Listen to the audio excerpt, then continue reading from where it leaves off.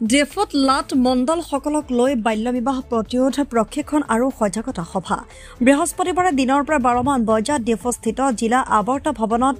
জিলা বাল্য বিবাহ প্ৰতিৰোধ বিষয়াৰ উদ্যোগত আৰু জিলা প্ৰশাসনৰ সহযোগত জিলাখনৰ লাট মণ্ডলসকলৰ মাজত বাল্য বিবাহ প্ৰতিৰোধ প্ৰশিক্ষণ আৰু সজাগতা সভা অনুষ্ঠিত কৰা হয়। কাৰ্বি আংলং CHL ছুপাৰভাইজাৰ চেছং টেৰাঙে আদৰণি ভাষণ প্ৰদান কৰাৰ পাছতে সভাৰ উদ্দেশ্য ব্যাখ্যা কৰে কাৰ্বি আংলং জিলাৰ ভাৰপ্ৰাপ্ত DCPO মৃদুস্মিতা বৰুৱাই। সভাত উপস্থিত থকা ADC মোৱান মেলা আও জিলা উপ আৰক্ষী অধীক্ষক ৰিচাৰ্ড বাইলং CWCৰ সদস্য বলু তেৰাঙে বাল্য বিবাহৰ ভয়াৱহতা, বাল্য বিবাহ সংক্ৰান্তীয় আইন আৰু কালক্ৰমত ইয়াৰ সংশোধন, সামাজিক দায়বদ্ধতা আৰু প্ৰতিকাৰৰ লগতে বাল্য বিবাহৰ দৰে জঘন্য অপৰাধীৰ শাস্তিৰ বিস্তৃতভাৱে ব্যাখ্যা আগবঢ়ায়। বিশেষকৈ কাৰ্বি আংলঙত তৃণমূল পৰ্যায়ত বাল্য বিবাহ প্ৰতিৰোধৰ বাবে এতিয়াৰে পৰা লাট মণ্ডলসকলে একোজন বাল্য বিবাহ প্ৰতিৰোধ বিষয়া হিচাপে দায়িত্ব নিৰ্বাহ কৰিব। সেয়েহে লাট মণ্ডলসকলক সংশ্লিষ্ট এলেকাৰ বাল্য বিবাহ সন্দৰ্ভত সংশ্লিষ্ট বিভাগক প্ৰতিবেদন সহ অৱগত কৰাই বাল্য বিবাহ প্ৰতিৰোধত গুৰুত্বপূৰ্ণ ভূমিকা ল'ব লাগিব বুলি বক্তাসকলে ভাষণত উল্লেখ কৰে। তদুপৰি সভাখনত সমল ব্যক্তি হিচাপে উপস্থিত থকা অধিবক্তা ৰবিনসন হানছে বাল্য বিবাহৰ আইনী দিশসমূহৰ ওপৰত আলোকপাত কৰে। আজি আমি ডিষ্ট্ৰিক্ট লেভেল ট্ৰেইনিং কাম আৱেৰনেছ মিটিং এখন পাতিছোঁ। বিশেষকৈ লট মণ্ডলছ যোনখিনি এজ ডেজিগনেটেড হৈ আছে চাইল্ড মেৰেজ প্ৰহিবিশ্যন অফিচাৰ, যোনটো আমাৰ হিলি এৰিয়াজ 6 শিডিউলৰ যোনখিনি চলে তেওঁলোকৰ লাট মণ্ডলখিনিক দিয়া আছে, আৰু প্লেইন এৰিয়াজৰখিনি ছেক্ৰেটাৰী আপোনাৰ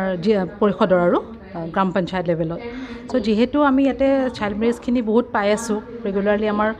আমাৰ CWC আমাৰ ছাৰ আছে, CWC আণ্ডাৰত আহি থাকে, কেছেছবোৰ প্ৰডাকশ্যন হৈ থাকে চাইল্ড মেৰেজৰ লগতে, প্লাছ পক্সো ছেকশ্যনবোৰো বহুতখিনি আমি পাই আছোঁ, উঠি আছে, কেতিয়াও নামা নাই, মানে হেৰি হৈ আছে। চ' প্ৰথমতে যদি আমি চাইল্ড মেৰেজটো ৰোধ কৰিব পাৰোঁ, বিশেষকৈ পলাই যোৱা ক্ষেত্ৰতে হওক বা এলোপিং কেছ বিশেষকৈ হয়, সেইটো যদি আমি ৰোধ কৰিব পাৰোঁ তেতিয়া আমি অলপমান হ'লেও চাগে আমাৰ চাইল্ড মেৰেজ যোনটো কেছেছবিলাক আমি অকণমান কমাব পাৰিম। চ' সেইটো বিষয়ে মানে জানি লৈ পেলাই বা সেইখিনি আমি অৱগত হৈ পেলাই যে ইয়াত চাইল্ড মেৰেজটো হৈ আছে, চ' সেইটো যাতে কম হওক ৰিগাৰ্ডিং ডেট আমি যিহেতু ডিষ্ট্ৰিক্ট লেভেলৰ হয় আৰু বাকী যিখিনি মানে আছে চাৰ্কেল আণ্ডাৰত হওক, গাঁওবিলাকত আমাৰ যাবলৈ অলপ সমস্যা হয়, আমাৰ CWC যাব নোৱাৰে বা আমি DCPO লেভেলত যাব নোৱাৰোঁ ফটককৈ। চ' সেইখিনি যাতে বন্ধ হৈ পেলাই আমাৰ যোনখিনি আমাৰ লাট মণ্ডল আছে এজ এ CMPO তেওঁলোকৰ কাৰণে বিশেষ মিটিংখন বা এৱেৰনেছ প্ৰগ্ৰেমটো ৰখা হৈছে, তেওঁলোকৰ দায়িত্বখিনি বুজায় যে তেওঁলোকে কি কৰিব লাগিব আৰু তেওঁলোকৰ দায়িত্ব কিমান, যাতে তেওঁলোকে ৰোধ কৰিবলৈ কি কৰিব লাগিব, কাক জনাব লাগিব, সেই বিশেষ কথাখিনিৰ কাৰণে আজি তেওঁলোকক আমি একেলগে আমাৰ ডিষ্ট্ৰিক্ট এডমিনিষ্ট্ৰেশ্যন পুলিচ ডিপাৰ্টমেণ্ট আছে, DC অফিচৰ ফালৰ পৰা আমাৰ ডিষ্ট্ৰিক্ট হেল্থ প্ৰটেকশ্যন অফিচ একেলগে আমি মিলি ইন কলাবৰেশ্যন কৰি আজি মিটিংখন ৰাখিছোঁ। আন জিলাতকৈ বাল্য বিবাহটো এটা এনেকুৱা হৈ আছে, চাইল্ড মেৰেজটো আমি যোনটো যেতিয়া আমি চাইল্ড মেৰেজ বুলি আহে ফাৰ্ষ্টত তেতিয়া আমি চাইল্ড মেৰেজ বুলি এণ্ট্ৰি কৰা যায়, কিন্তু যেতিয়া তেওঁলোকৰ ছেকশ্যন লাগি যায় পুলিচত FIR যেতিয়া হৈ যায়, FIR হোৱাৰ পিছত কি হয় পক্সোও লাগি যায়, পক্সো হৈ যায় তেওঁলোক, কাৰণ অলৰেডি প্ৰেগনেণ্ট হৈ যায় কেতিয়াবা বা গুচি গৈছে, চ' পক্সোটো লাগিয়ে যায়, ইলপিং কেছ হ'লেও পক্সো লাগি যায়। চ' মানে এতিয়া আপোনাক ক'ব নোৱাৰিম যে চাইল্ড মেৰেজটো কমি আছে, পক্সো বাঢ়ি আছে, দুইটা ইণ্টাৰ ৰিলেটেড হৈ আছে child marriage and POCSO. Child মেৰেজটো হোৱাৰ কাৰণেতো পক্সো হৈছে। চ' এতিয়া যদি আমি এনেই ডাটা যদি চাব যাওঁ, ছাপ'জ ফৰ এক্সাম্পল যদি 10টা যদি আমি পক্সো দেখিছোঁ, খুব বেছি 5টা চাইল্ড মেৰেজ দেখিছোঁ, এইটো মিন নহয় যে চাইল্ড মেৰেজ কমি আছে আমাৰ, পক্সো বাঢ়ি আছে। চাইল্ড মেৰেজটো হৈ পেলাইহে পক্সো হৈছে। কেতিয়াবা এনেকুৱা এই যে 10টা ছাপ'জ এক্সাম্পল 10টাৰ 5টা যদি চাইল্ড মেৰেজ হৈছে, মানে কি হৈছে তেওঁলোকৰ FIR হোৱা নাই বা তেওঁলোকে মানে আমি বুজাই মেলি কাউন্সেলিং কৰি মেলি তেওঁলোকক বেলেগ কৰা গৈছে, প্ৰডাকশ্যন হৈছে CWCত, সেইটো চাইল্ড মেৰেজ। আৰু যোনকেইটা 5টা বুলি ক'লোঁ পক্সো হৈছে, তেওঁলোকৰ FIR ৰেজিষ্টাৰ হৈছে। চ' পুলিচত যেতিয়া গুচি যায় FIR ৰেজিষ্টাৰ আণ্ডাৰ ছেকশ্যন লাগিবই।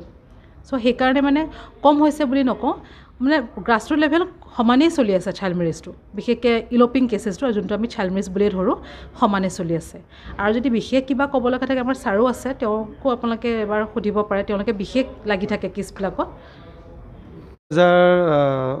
2 বছৰ আগৰ কথা 2023 যোনটো মাছ চাইল্ড মেৰেজৰ কেম্পিং চলিছিলে সেইটোৰ তুলনাত কমিছে আমাৰ যোনটো কাৰ্বি আংলঙৰ যোনটো হৈছিলে, কিন্তু তাৰে কিছুমান টেকনিকেলি চাইল্ড মেৰেজ পৰা নাছিলে, পিছত এড অন হৈছে RW ছেকশ্যনবোৰ আৰু কিছুমান ধৰি লওক যোনটো অলৰেডি বাইদেৱে ক'লে যে অলৰেডি 2 বছৰ আগত বিয়া পাতিছিলে কিন্তু এতিয়া বাচ্চা হৈ গ'ল সেইবোৰ যোনটো প্ৰচিকিউশ্যনৰ প্ৰচেছত যায় এজ পাৰ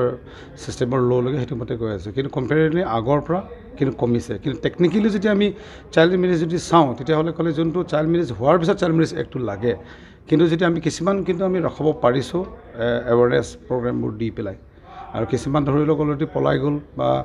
পাতা হৈ গ'ল তাৰপিছত আমি খবৰ পোৱা যায় এইটো চাইল্ড মেৰেজ প্ৰহিবিশ্যন অফিচাৰে কেছবোৰ লয় আৰু আমাৰ তাত প্ৰডিউচ কৰা যায়